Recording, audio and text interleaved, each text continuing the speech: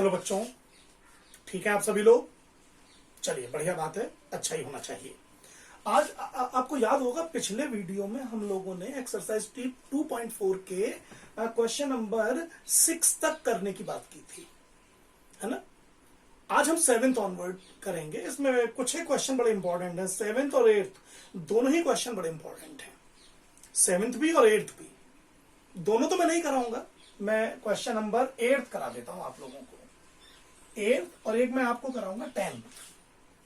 8th और 10th ये हम दो क्वेश्चन करेंगे और इन दो क्वेश्चंस को करने के बाद जो बचे हुए 7 और 9 है वो आप करेंगे और पूरी एक्सरसाइज इस तरीके से आप कंप्लीट कर लेंगे। चलिए देखते हैं क्वेश्चन नंबर 8 क्या है। क्वेश्चन नंबर 8 है, half of a herd of deer are grazing in the field and 3/4 of the remaining are playing nearby. Okay. The rest 9 are drinking water from the pond. Find the number of deer in the herd. ये बड़े पुराने ancient mathematician हैं, उनकी book से लिया गया question है। Google पे फाइंड आउट करिएगा कौन सी बुक है वो जिससे ये क्वेश्चन लिया गया है। चलिए देखते हैं। हम मान लेते हैं let number of deer be X. Total deer X है। अब इसमें से कुछ ग्रेजिंग कर रहे हैं, कुछ प्लेइंग कर रहे हैं, कुछ वाटर ड्रिंक कर रहे हैं। इन्होंने हमें पहली कंडीशन दी है कि half of herd of deer are grazing in the field.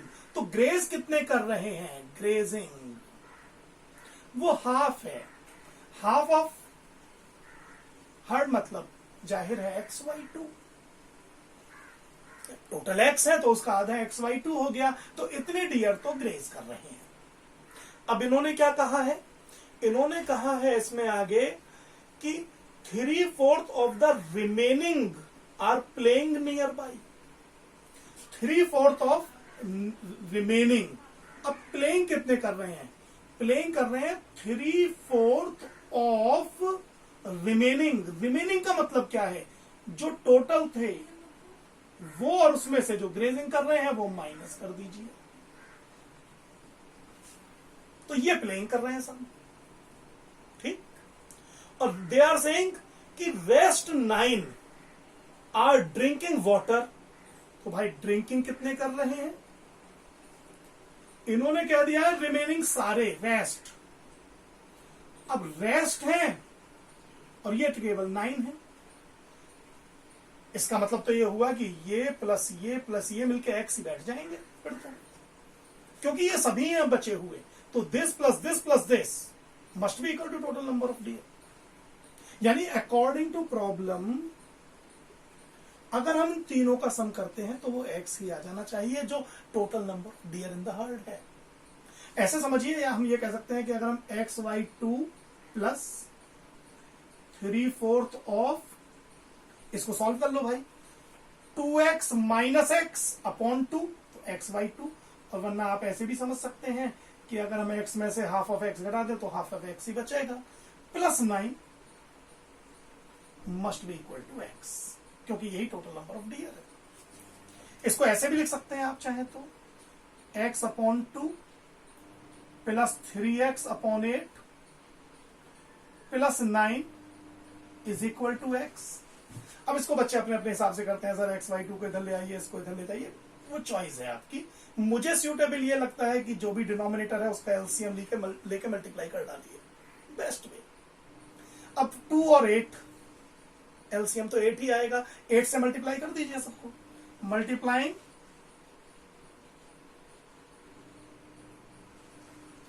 Equation by 8, तो यहां हो जाएगा।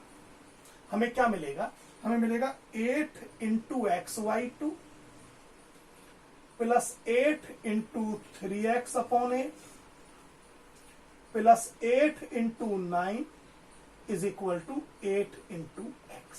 सभी में मल्टीप्लाई करना होता है। यहां से मुझे क्या मिलेगा भाई?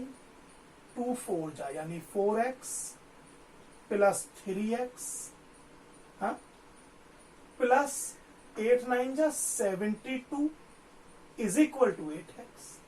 या ऐसे समझ लीजिए 4 plus 3 7x plus 72 is equal to 8x, इस 7x को इधर ले जाइए, काम खत्म हो जाएगा। 72 is equal to 8x minus 7x which implies 72 is equal to x। अब चाहे ऐसे लिख दीजिए x इज इक्वल टू 72, उससे क्या फर्क पड़ रहा है। So total number of dear will be 72, correct. हाँ, कभी कभी ऐसा भी होता है, टीचर पूछता है एग्जाम में, तो बताइए, ये नहीं पूछेगा what is the total number of dear, वो कहेगा बताइए कितने डियर खेल रहे थे। बच्चों को जिनको रटा हुआ होता है उन्हें तो बस यही पता होता है कि एक्स निकालना है, बुक में तो यही है, टोटल नंबर निकालना है। लेकिन आप क्वेश्चन को ध्यान से पढ़ें जरूर, अगर ये इन केस एग्जाम में आता है तो। ठीक, जरूरी नहीं है टोटल नंबर ऑफ डियर पूछा जाए, हो सकता है ये पूछा जाए बताइए ग्रेस कितने कर रहे हैं, हो सकता है पूछा जाए प्ले कितने कर रहे हैं, ये तो नहीं पूछेंगे कि ड्रिंक कितने कर रहे हैं, क्योंकि वो तो दिया ही है 9 है। ठीक, तो इस तरीके से आपसे प्रॉब्लम दी जा सकती है, you have to take care. Okay, मैं एक और क्वेश्चन करा के दिखा रहा हूं आपको, which is question number 10 of the same exercise. इसको नोट कर लीजिए, बड़ा इंपॉर्टेंट है, पॉज करके नोट कर लीजिए। ओके बच्चों,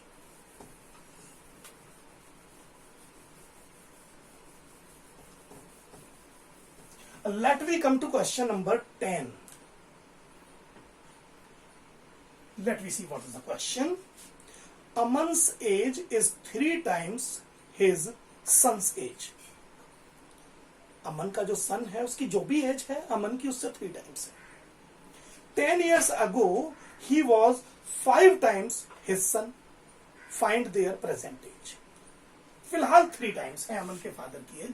मैं मान लेता हूं लेट अमन्स एज, प्रेजेंट एज है ये,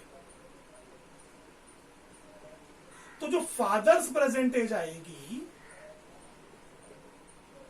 वो 5 टाइम दिया हुआ है ना, age is 3 times his son, so it is 3x। ये प्रेजेंट एजेस हैं। अब 10 ईयर अगो क्या सिनेरियो है, 10 ईयर्स अगो। अच्छा, 10 साल पहले की अगर बात करें तो अमन्स एज क्या होगी, नेचुरली वो x से 10 कम ही रही होगी। भाई अगर आज उसकी एज x है तो 10 साल पहले तो 10 साल कम ही होगी ना इसकी एज। और ऐसे अगर हम फादर से एज निकालें 10 साल पहले,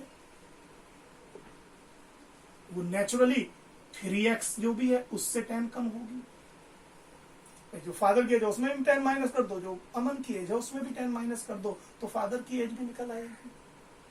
और ये कह रहे हैं 10 ईयर्स पहले ये जो फादर की एज है ये इस अमन की एज की 5 टाइम्स है।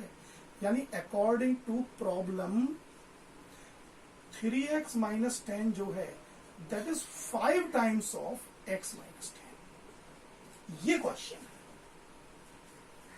10 years ago he was 5 times his son's age। ये रहा 5 टाइम्स। अब इसको हम फर्दर अगर सॉल्व करें we will get 3x minus 10 is equal to 5x minus 50। समझिए, 5x को इधर ले आइए या 3x को उधर ले जाइए, बात एक ही है। 3x को इधर ले जाते हैं, 50 को इधर ले आते हैं, तो 50 प्लस में हो जाएगा, माइनस का 10 रह जाएगा, इधर 5x प्लस में रहेगा, 3x माइनस में हो जाएगा, and we will get 50 minus 10 40 is equal to 2x। इस 2 को इधर ले आइएगा तो मुझे मिलेगा x इज इक्वल टू 20।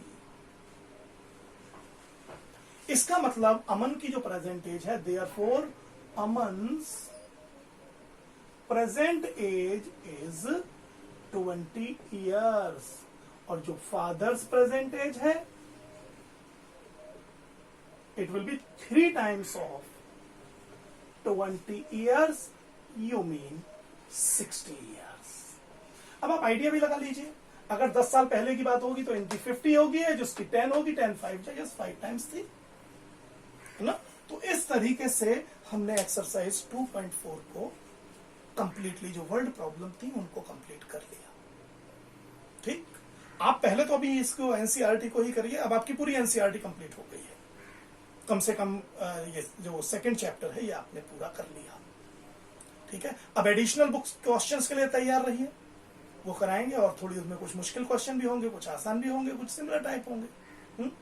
चलिए पहले इसको कीजिए, टाइम लीजिए इसको करने में। ठीक है, तब तक के लिए बाय। ओके बच्चों, ऑल द बेस्ट।